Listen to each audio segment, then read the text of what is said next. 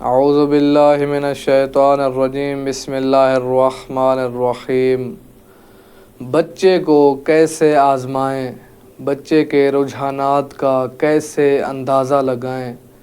ماہرین نفسیات نے والدین کو اپنے بچوں کے راز افشاں کرنے میں مدد کرنے کے چند طریقے بیان کیے ہیں۔ بچوں کا والدین میں سے کسی ایک کی جانب جھکاؤ طبی و فطری طور پر ہوتا ہے۔ عموماً اس حوالے سے کئی لوگ بچوں سے سوال کرنا شروع کر دیتے ہیں کہ آپ کو امی زیادہ اچھی لگتی ہیں یا ابو؟ صراحتاً بچے سے ایسا سوال کرنا قطعی طور پر مناسب نہیں ہے۔ جو چائلڈ سائیکالوجسٹ نے 5 بالواسطہ طریقے بتلائے ہیں انہیں آزمائیں، کیونکہ وہ آپ کے بچے کے ساتھ نمٹنے کی کلید ہو سکتے ہیں۔ جو پہلا طریقہ ہے چڑیا کی کہانی، وہ یہ ہے اپنے بچے کو باپ پرندے، ماں پرندے اور ان کے بیٹے جو چھوٹے پرندے کی کہانی سنائیں، جو کہ درخت کے اوپر گھونسلے میں ایک رات سوئے ہوتے ہیں کہ اچانک تیز ہوا چلتی ہے اور گھونسلے سمیت سب نیچے گر جاتے ہیں۔ باپ پرندہ جو ہوتا ہے وہ ایک درخت پر اڑ کر بیٹھ جاتا ہے اور جو ماں پرندہ ہوتی ہے وہ دوسرے درخت پر جا کے بیٹھ جاتی ہے۔ اب آپ اپنے بچے سے پوچھیں کہ چھوٹا پرندہ کہاں اڑ گیا ہے جو اس میں موجود تھا۔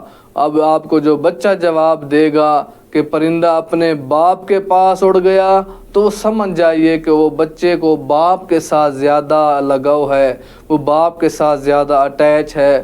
اگر وہ بچہ کہتا ہے کہ وہ جو بچہ پرندہ ہے وہ اپنی ماں کے پاس اڑ گیا ہے، تو سمجھ جائیے کہ وہ بچہ اپنی ماں سے جڑا ہوا ہے اور اسے حفاظت کا ذریعہ سمجھتا ہے۔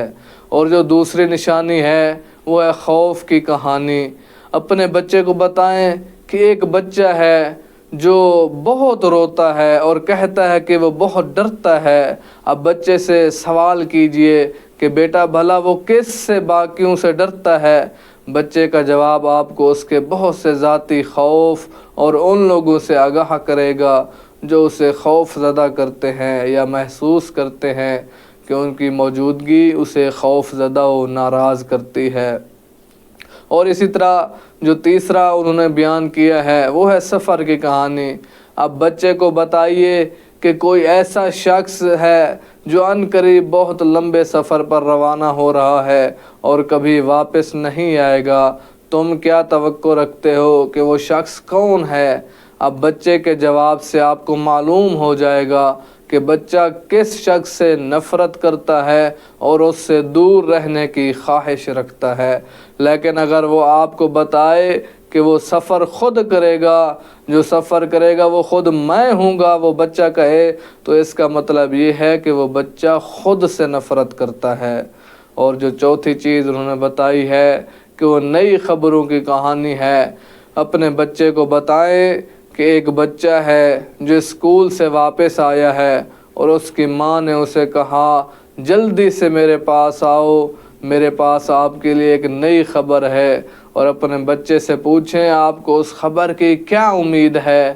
اب بچے کے جواب سے ہمیں اس کی کچھ خواہشات، خوف اور توقعات کی نشاندہی کرنے میں مدد ملتی ہے۔ اور جو آخری 5ویں ہے وہ یہ ہے کہ ایک پریشان کن خواب کی کہانی۔ اپنے بچے کو بتائیں کہ ایک بچہ ہے جو تھکا ہوا اور پریشان ہے اور اپنی ماں کو بتایا کہ اس نے نیند میں ایک پریشان کن خواب دیکھا۔ اور اپنے بچے سے پوچھیں آپ کے خیال میں بچے نے خواب میں کیا دیکھا ہوگا۔ اس کا جواب آپ کو اس کے خاندان کے ارکان اور دوستوں کے ساتھ اس کے تعلقات میں اس کی کمزوریوں اور مسائل کے بارے میں جاننے پر مجبور کرے گا۔ یہ ضروری ہے کہ آپ بچے کو جواب تجویز نہ کریں، یا اگر یہ جواب آپ کے موافق نہیں ہے تو انہیں مورد الزام مت ٹھہرائیں اور اسے یہ مت کہیں کہ آپ اس سے کسی اور جواب کی امید رکھتے ہو۔